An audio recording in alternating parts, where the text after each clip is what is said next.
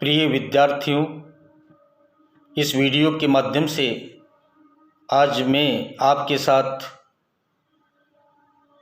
राजस्थान के इतिहास के सर्वेक्षण के अंतर्गत 1818 में अंग्रेज़ों और राजपूत राज्यों के मध्य जो संधियां हुई, उन संधियों के परिणामों की चर्चा कर रहा हूं।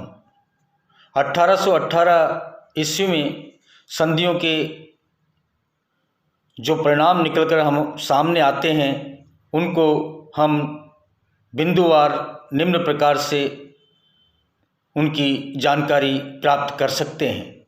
पहला जो परिणाम निकलकर आया 1818 की संधियों का, वो था राजपूत राज्यों की संधियों के परिणाम स्वरूप राजपूत राज्यों की आर्थिक दुर्दशा। अंग्रेज़ों की आर्थिक शोषण की नीति के परिणाम स्वरूप राजपूत राज्यों की आर्थिक स्थिति दयनीय हो गई। राजपूत राज्यों को कंपनी सरकार को खिराज देना पड़ता था। यदि खिराज का भुगतान समय पर नहीं होता था तो कंपनी उस पर चक्रवृद्धि ब्याज लगाकर खिराज वसूल करती थी। खिराज के अतिरिक्त कंपनी शांति एवं व्यवस्था स्थापित करने के नाम पर राजाओं से धन वसूल करती थी। भारी खिराज के अतिरिक्त अन्य खर्चे भी राजपूत नरेशों पर थोपे गए। शेखावटी में शांति एवं व्यवस्था स्थापित करने के नाम पर 1835 ईस्वी में शेखावटी ब्रिगेड की स्थापना की गई, जिसका नियंत्रण ब्रिटिश अधिकारियों के हाथों में रखा गया। परंतु इस ब्रिगेड का खर्चा जयपुर राज्य से वसूल किया जाने लगा। 1835 में जोधपुर लीजियन नामक सेना का गठन किया गया, जिसका खर्चा जोधपुर राज्य से वसूल किया गया। इसी प्रकार 1841 में मेवाड़ भील कोर का गठन किया गया, जिसका खर्चा 50,000 रुपये वार्षिक मेवाड़ राज्य से वसूल किया जाने लगा। तो ये 1818 की संधि का ही परिणाम था कि राजपूत राज्यों की आर्थिक दुर्दशा होने लगी, उनकी स्थिति शोचनीय बन गई। दूसरा जो परिणाम हम देखते हैं वो है अंग्रेजों द्वारा आंतरिक मामलों में हस्तक्षेप। इन संधियों के परिणाम स्वरूप राजस्थान के शासकों की स्वतंत्र स्थिति समाप्त हो गई। अंग्रेजी पॉलिटिकल एजेंट राज्यों के आंतरिक प्रशासन में हस्तक्षेप करने लगे। राजपूत नरेश अंग्रेजी रेजिडेंटों के हाथों की कठपुतली बन गए। उन्हें रेजिडेंटों की सलाह के अनुसार कार्य करना पड़ता था। यदि कोई शासक रेजिडेंट की सलाह नहीं मानता था तो उसे अयोग्य प्रमाणित कर उसे गद्दी से हटाकर अपने कृपापात्र व्यक्ति को गद्दी पर बिठा दिया जाता था। तो इस प्रकार से उनके आंतरिक प्रशासन में भी हस्तक्षेप किया जाने लगा। अगला जो परिणाम 1818 की संधि का आता है निकलकर, वो है राजपूत शासकों की शासन संबंधी कार्यों के प्रति उदासीनता। इन संधियों के परिणाम स्वरूप राजपूत शासकों को बाह्य आक्रमणों के विरुद्ध अंग्रेजों का संरक्षण प्राप्त हो गया। आंतरिक प्रशासन पर भी अंग्रेजों का प्रभुत्व स्थापित हो गया। आंतरिक प्रशासन में ब्रिटिश अधिकारियों के हस्तक्षेप तथा उनके द्वारा ब्रिटिश समर्थक अधिकारियों को प्रोत्साहन दिए जाने से राजपूत शासन संबंधी कार्यों के प्रति उदासीन होने लगे। अब वे अपना अधिकांश समय भोग विलास तथा आमोद प्रमोद में व्यतीत करने लगे। वे सुरा और सुंदरी के सेवन में डूब गए। परिणाम स्वरूप राजपूत शासकों को शासन व्यवस्था में कोई उनका रुचि नहीं रही और उनकी शासन व्यवस्था अस्त व्यस्त हो गई तथा जनता की दशा दयनीय हो गई। अगला जो परिणाम 1818 की संधि का सामने निकल कर आता है, वो है शासकों तथा सामंतों में फूट डालने का प्रयास। अंग्रेजों ने अपने स्वार्थों की पूर्ति के लिए शासकों तथा सामंतों में फूट डालने का प्रयास किया। उन्होंने राजस्थान के शासकों पर सामंतों के विशेषाधिकार तथा शक्ति को नष्ट करने के लिए दबाव डाला। अंग्रेजों का प्रोत्साहन पाकर राजपूत शासकों ने सामंतों की परंपरागत सैनिक सेवाओं के बदले नगद रुपया वसूल करने का निश्चय किया। इससे शासकों तथा सामंतों के बीच कटुता पैदा हो गई। इसके अतिरिक्त राजपूत शासकों ने अपने सामंतों से रेख तथा छटुंद के रूप में अधिक धन वसूल करने की नीति अपनाई, जिससे शासकों एवं सामंतों के बीच तनावपूर्ण संबंध उत्पन्न हो गए।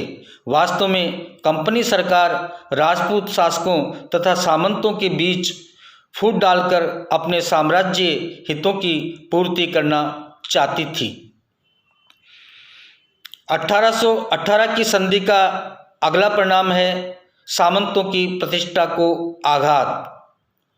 1818 की संधियों ने सामंतों की शक्ति तथा प्रतिष्ठा को आघात पहुंचाया।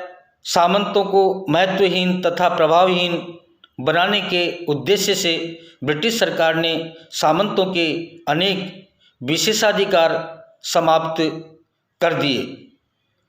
सामंत लोग व्यापारियों से राहदारी, दाना पानी आदि शुल्क वसूल करके बदले में उन्हें सुरक्षा प्रदान करते थे, परंतु ब्रिटिश सरकार ने सामंतों के इस विशेषाधिकार को समाप्त कर दिया।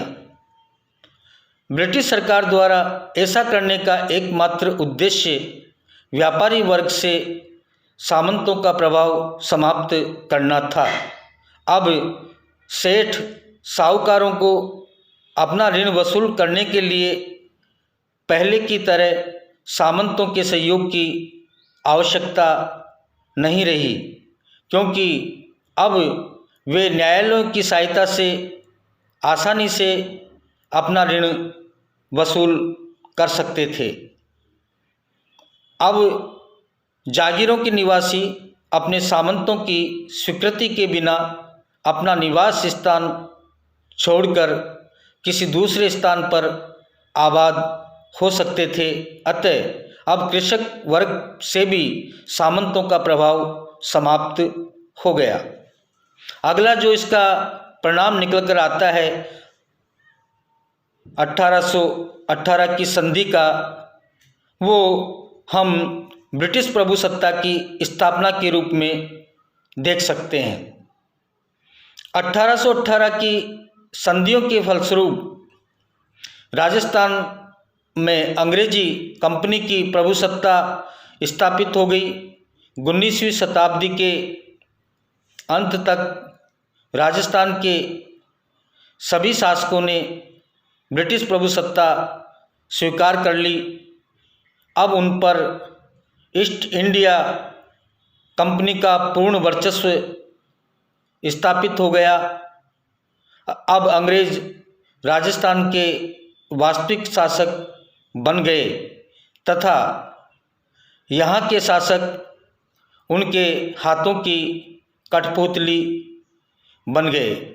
इन संधियों के फलस्वरूप राजपूत शासकों को न केवल अपनी बाह्य सत्ता अंग्रेजों को सौंपनी पड़ी, बल्कि अपनी आंतरिक स्वाधीनता का भी बलिदान उनको करना पड़ा।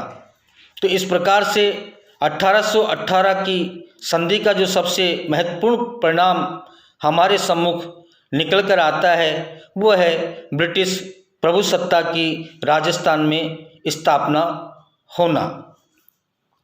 अगला इसका परिणाम हम स्पष्ट कर सकते हैं निम्नलिखित बिंदु के आधार पर कि इस 1818 की संधि के परिणाम स्वरूप सैनिक शक्ति का पतन प्रारंभ हो गया।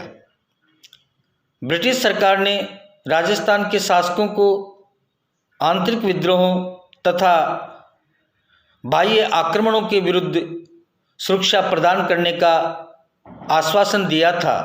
अतः राजपूत शासक पूर्णतया अंग्रेज़ों पर आश्रित हो गए और सैन्य संगठन के प्रति उदासीन हो गए। यानी राजपूत शासकों को अंग्रेज़ों के द्वारा पूर्ण सुरक्षा प्रदान करने के आश्वासन के परिणाम स्वरूप जो राजपूतों का जो सैन्य संगठन था या जो सैन्य शक्ति थी उसमें शिथिलता आ गई, उसका पतन प्रारंभ हो गया। तो इस प्रकार से 1818 की संधियों पर हमने उनके परिणामों पर इस वीडियो के माध्यम से आपके साथ चर्चा की है। धन्यवाद।